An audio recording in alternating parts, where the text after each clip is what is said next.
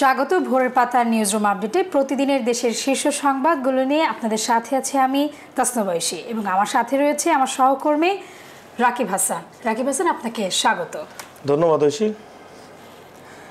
দর্শক, আমাদের হাতে প্রথমে যে সংবাদটি রয়েছে, কুয়াশায় ঢাকা মাওয়া এক্সপ্রেসওয়েতে একাধিক দুর্ঘটনা, এতে নিহত হয়েছে একজন এবং আহত হয়েছে আরও 15 জন।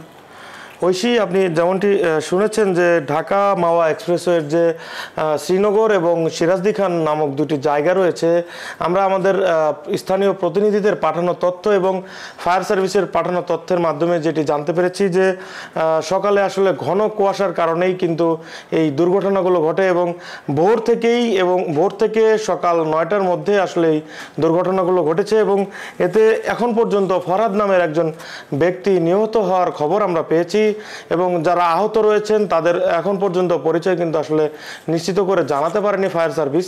দর্শক, আমরা আপনাদেরকে জানাতে চাই যে মাওয়া এক্সপ্রেসওয়েতে কিন্তু আজ ভোর থেকেই ব্যাপক কুয়াশা পড়েছিল, যে কারণেই আসলে একাধিক দুর্ঘটনাগুলো সেই সড়কে ঘটে। এছাড়া আমরা যেটি জানতে পেরেছি যে একাধিক বাস, প্রাইভেট কার এবং পিকআপের মধ্যে যে সংঘর্ষগুলো হয়, এতে যানবাহনগুলো আসলে সেখানে দুমড়ে মুচড়ে যায়, যেই কারণেই কিন্তু আসলে সকাল থেকে আসলে সেখানে একটি ব্যাপক যানজটের সৃষ্টি হয়। ফায়ার সার্ভিস কিন্তু আমাদেরকে জানিয়েছে যে সকাল 10টা নাগাদ তারা এই রাস্তাকে পরিষ্কার করে দেয়, তারপরেই কিন্তু আসলে যান চলাচল শুরু হয়। ঐশী জি, ধন্যবাদ রাকিব হাসান।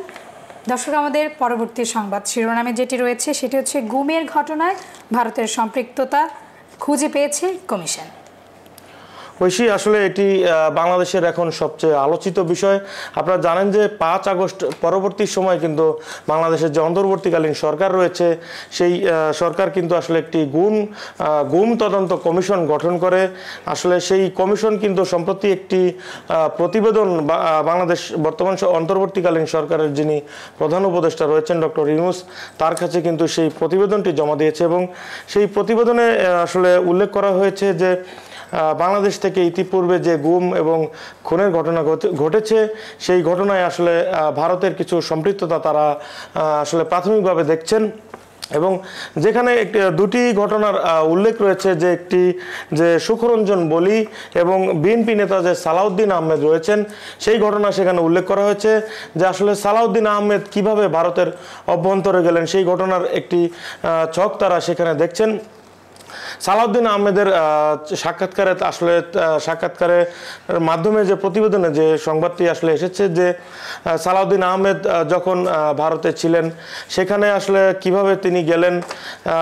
সালাউদ্দিন আহমেদ কিন্তু বলেছেন যে বাংলাদেশের আইনশৃঙ্খলা বাহিনীর সদস্যরাই আসলে তাকে বর্ডারে নিয়ে যায় এবং সেখান থেকে তাকে ওপারে পাঠায় এবং সালাউদ্দিন আহমেদ এও বলেছেন যে যখন তাকে ভারতে পাঠানো হয় তখন কিন্তু বাংলাদেশের নিরাপত্তা বাহিনীর সদস্য এবং ভারতীয় যে নিরাপত্তা বাহিনী বা বর্ডার গার্ড রয়েছে বিএসএফ, সেইখানের ইউনিফর্মধারী সদস্যরাও সেখানে উপস্থিত ছিলেন।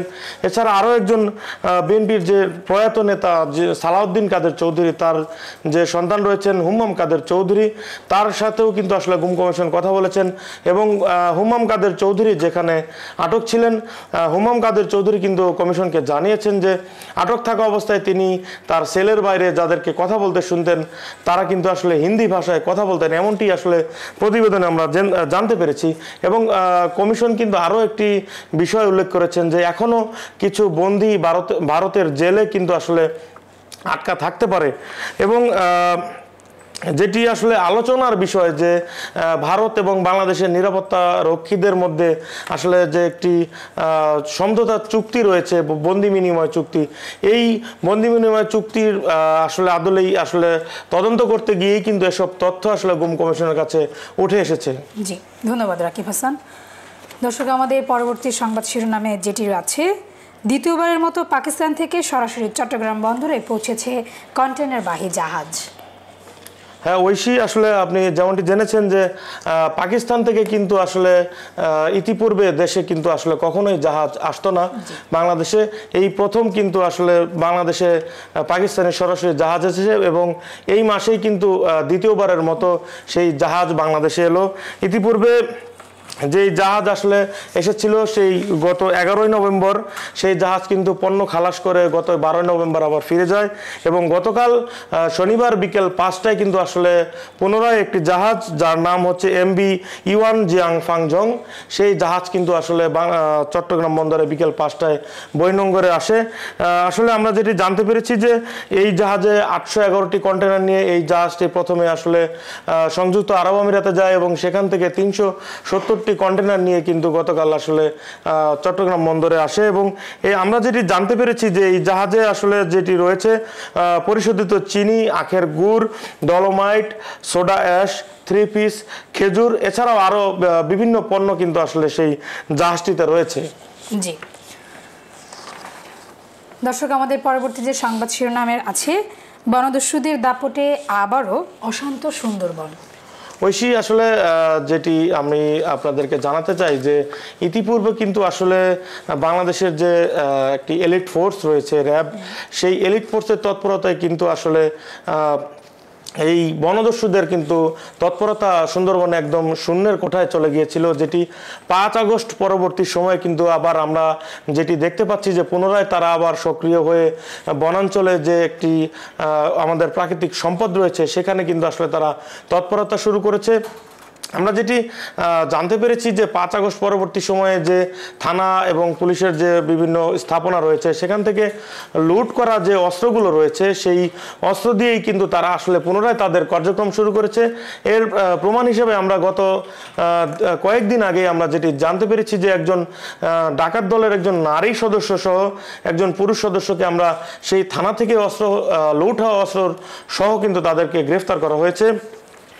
এর মধ্যে আসলে আমরা বিভিন্ন সূত্রে যেটি দেখেছি যে গত 2 মাসে আসলে 20 জন জেলেকে আসলে সেখানে অপহরণ করা নিয়ে যাওয়া হয়েছে এবং তাদের কিন্তু মুক্তিপণের মাধ্যমে পুনরায় তাদেরকে ছেড়ে দেওয়া হয়েছে এবং যারা মুক্তিপণ পেয়ে ফেরত আসছেন তারা কিন্তু অভিযোগ করেছেন যে যারা দলদস্যু আসলে যারা বন সম্পদের ভেতরে রয়েছেন, বনাঞ্চলের ভেতরে রয়েছেন, তাদের লোকাল সোর্স কিন্তু লোকালয়ের ভেতর থেকেই তাদের কাছে খবর পাঠাচ্ছে এবং সেই খবরের মাধ্যমে কিন্তু আসলে জলদস্যুরা জেলেদেরকে আক্রমণ করে তাদের জিম্মি করছে। এছাড়া আসলে আরও একটি তথ্য এসেছে যে ইতিপূর্বে যে জলদস্যু যিনি মজনু নাম, তিনি গ্রেফতার হয়েছিলেন, তিনিই কিন্তু আসলে মূলত 5 আগস্ট পরবর্তী সময়ে সেই সুন্দরবন এলাকায় পুনরায় তৎপরতা শুরু করেছেন। তিনি সহ আরও কিছু জেল পালানো আসামি যারা ইতিপূর্বে আসলে দস্যুতা করতে গিয়ে গ্রেফতার হয়েছিলেন তারাই কিন্তু মূলত আসলে এই কার্যক্রমগুলো চালাচ্ছেন।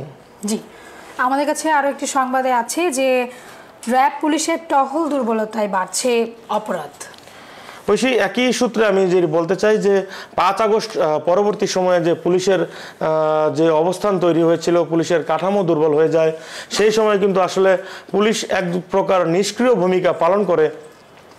সেই সূত্র ধরেই কিন্তু আসলে এই যে অপরাধ প্রবণতা তারা কিন্তু আসলে এর মধ্যেই বেড়ে গেছে।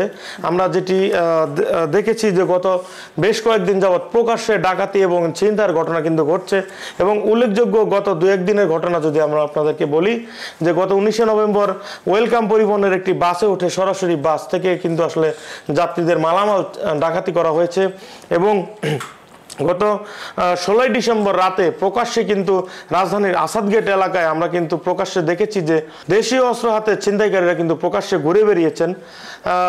ইতিপূর্বে আমরা যেটি জানতে পেরেছি যে পুলিশ সদর দপ্তরের যে মাসিক সভা হয় বা স্বরাষ্ট্র মন্ত্রণালয়ে যে সভাগুলো হয় সেই সভাতেও কিন্তু আসলে এই অপরাধ পর্যালোচনার বিষয়ে কিন্তু এই ছিনতাই এবং চুরির বিষয়ে আসলে কিন্তু সেই তথ্যগুলো উঠে এসেছে।